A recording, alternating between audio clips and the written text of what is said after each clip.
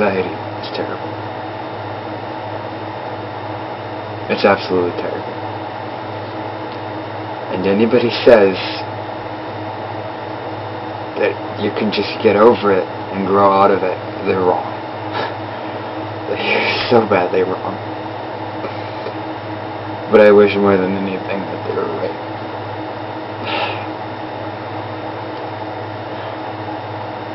There are a lot of people who suffer from severe depression and severe anxiety. Some get so bad that others notice and they hospitalize them. I was in a mental health hospital institution called White Pine in Saginaw, Michigan. Twice in my life so far. My second visit is where I met my beautiful girlfriend. Which, by the way, we got back together. We worked everything out.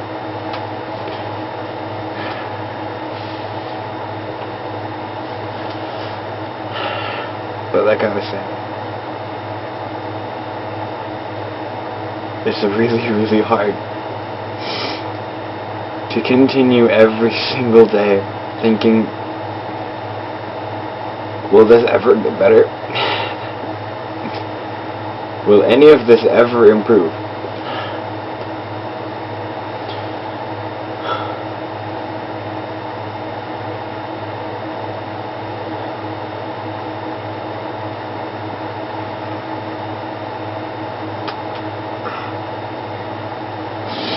Sometimes I just want it to be over. Honestly, I get suicidal too often anymore.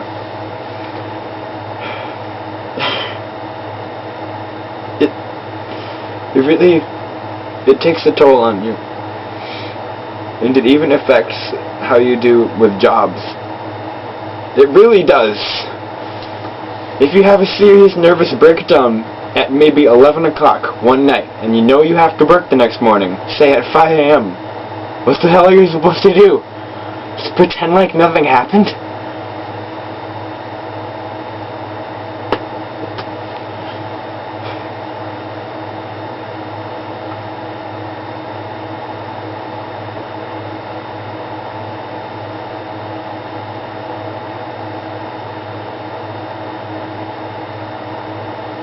What I want to say to people struggling with depression and anxiety is probably the single most cliche thing you will hear from anyone.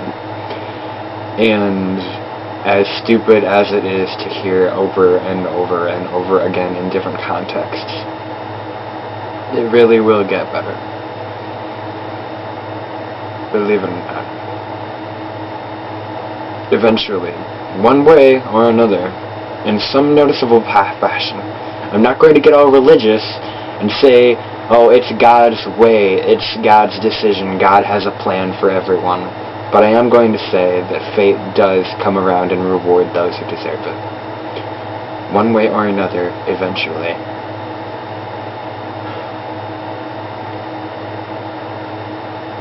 My parents kicked me out of my house when I was 17 years old. Because I told a joke that my dad didn't like.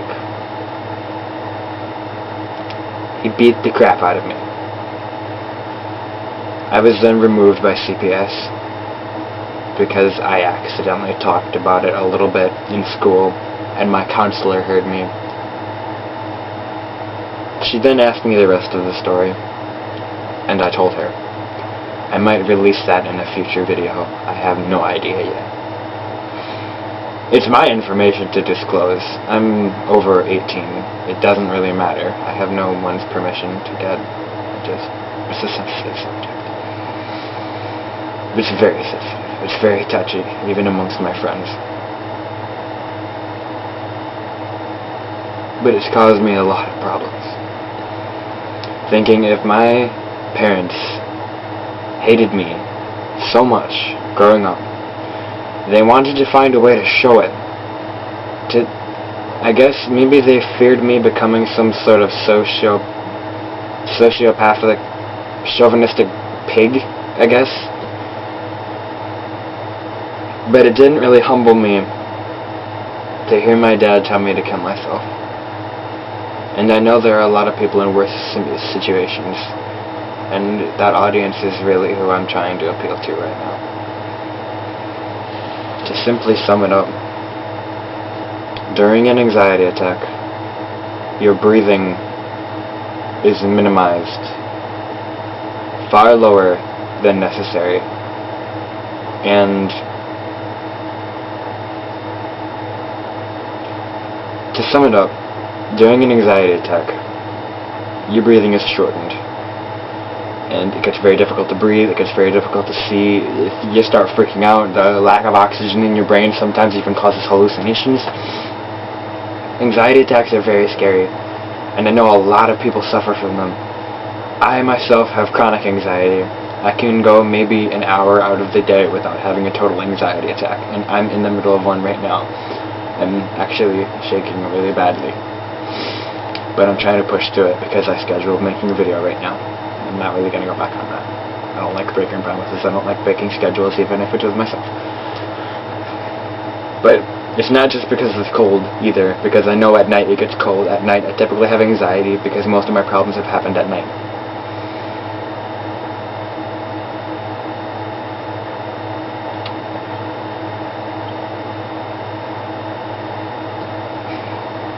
Sometimes I look back at everything I've done and think, there are so many ways to look at this. I could look at it as a journey. I could look at it as a path of destruction, which I very commonly do, specifically in my blog, I guess you could call it, online journal. It's not publicized, it's in my Google Docs account. Just for anybody who might be curious, it's not publicized. No, nothing but private stuff. I talked about my regular problems with my friends. I put the private stuff in the online journal.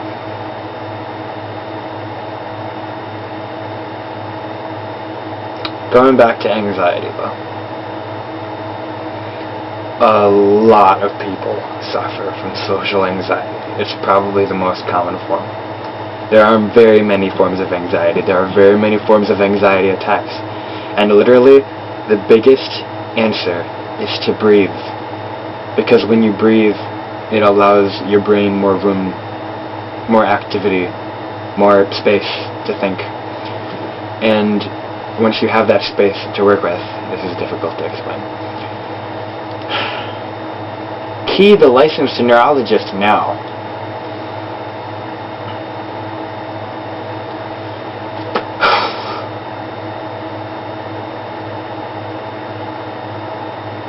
Once you start breathing better,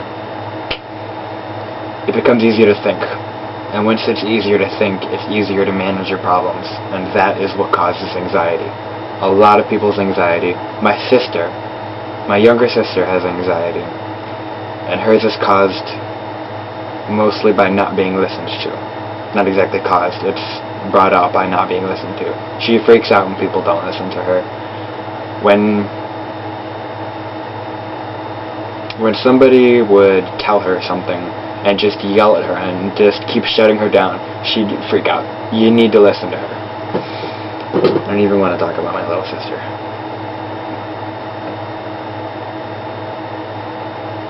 It's hard to live with this. It's very hard. It is literally like being followed around with a demon on a chain like a dog. Except the demon is the one holding the chain and you're the dog. My demon has a collar that says anxiety.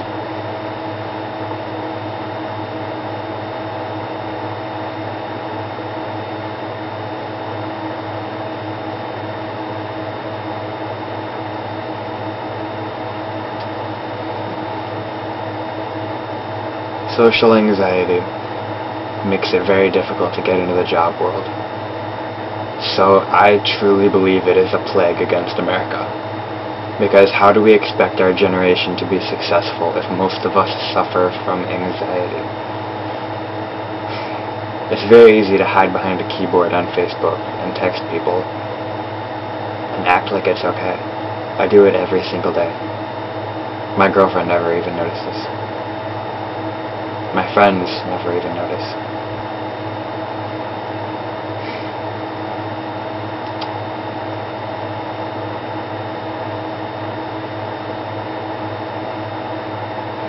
If I had a penny for every time I thought, why am I still doing this? Why am I still here? Why am I still alive?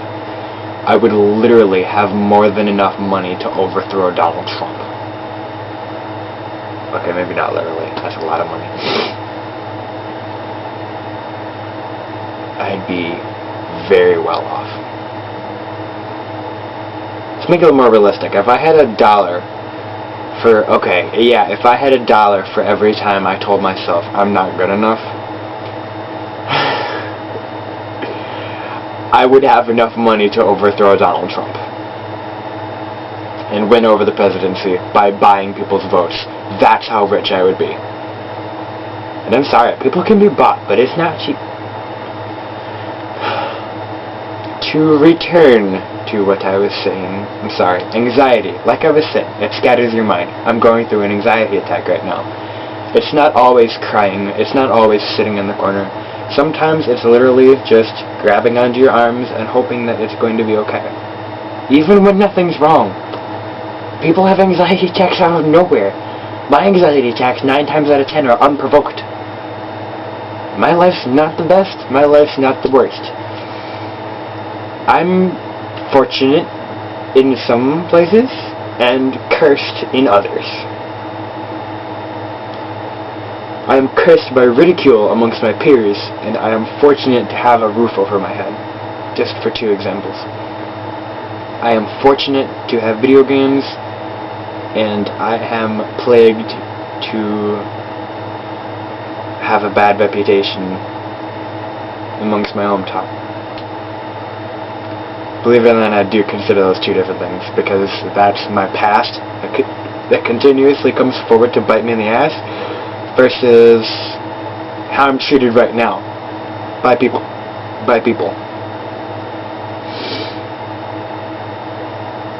It sucks. Anxiety sucks. Depression sucks. All of it just sucks.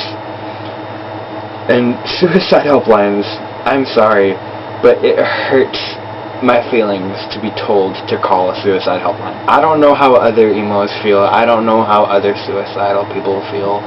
But if you want to die and you're going to your loved one for help and they recommend a hotline, that tells me one of 3 things. It tells me they don't care enough to talk to you.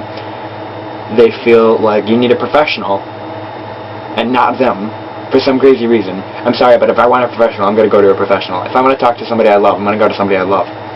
If I go to my grandmother and ask her for help and tell her that I am suicidal, I don't want to hear, here's the phone, here's a number.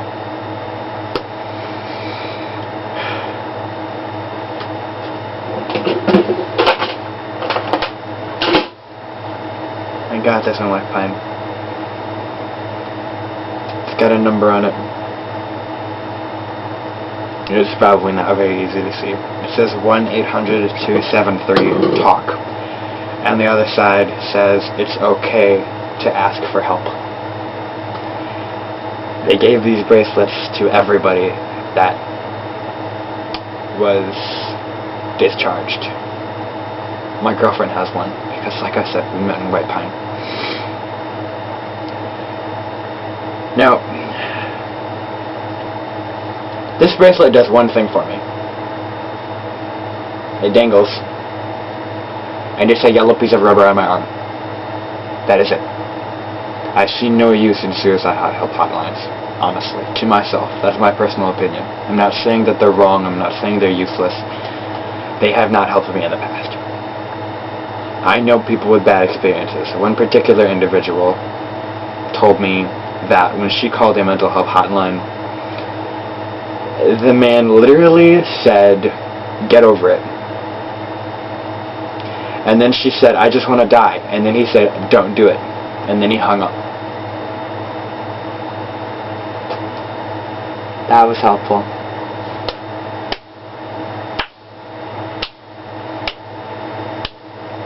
Wow. Don't do it. Because that's convincing.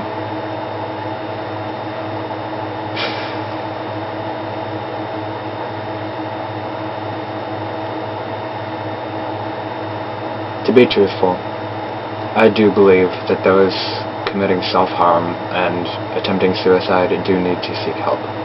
I do believe that suicide hotlines have a purpose.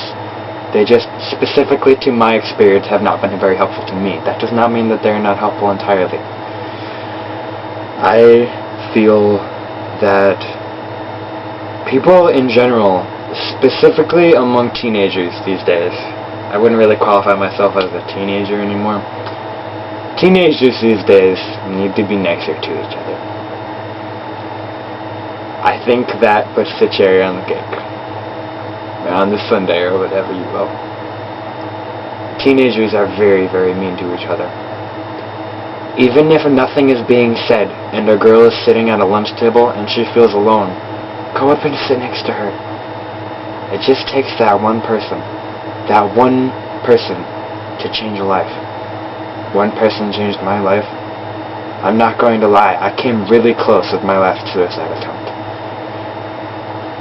And the only reason I stopped was because I thought of one person. One person. And it wasn't God, it wasn't me, it wasn't my father, it certainly wasn't my father. It wasn't anybody in my family.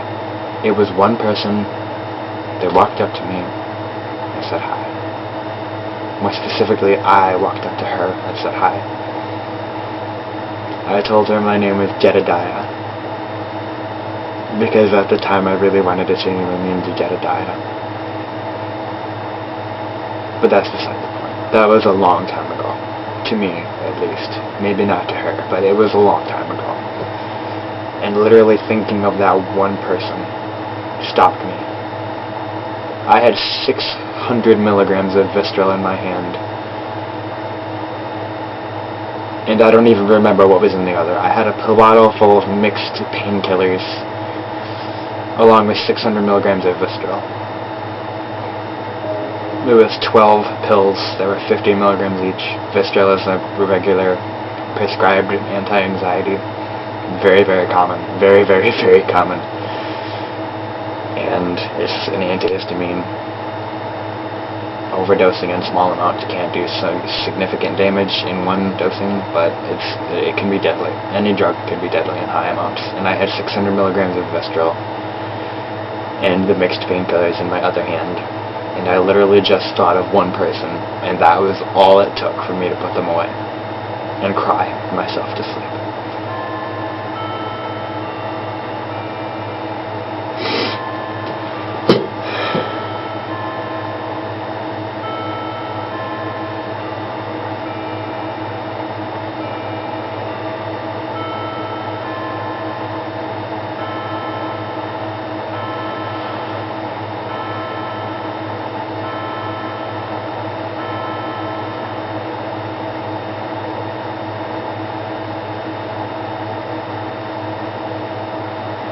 So maybe you could be that one person for someone. A lot of people who are suicidal never show it. A lot of people who have anxiety never show it.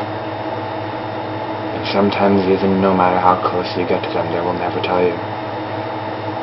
But just making friends with them, just having you on their mind might just change their mind one day. Literally anybody can prevent a suicide. Literally. Suicide is a serious problem in society, and it is 100% preventable. What I'm asking is for anybody watching this to show a little bit more compassion every day toward people that you see, toward new people that you meet. All it takes is one comment to shut somebody's house, to shut somebody's heart right down. And all it takes is one friend to raise them back up. I hope you all have a wonderful day.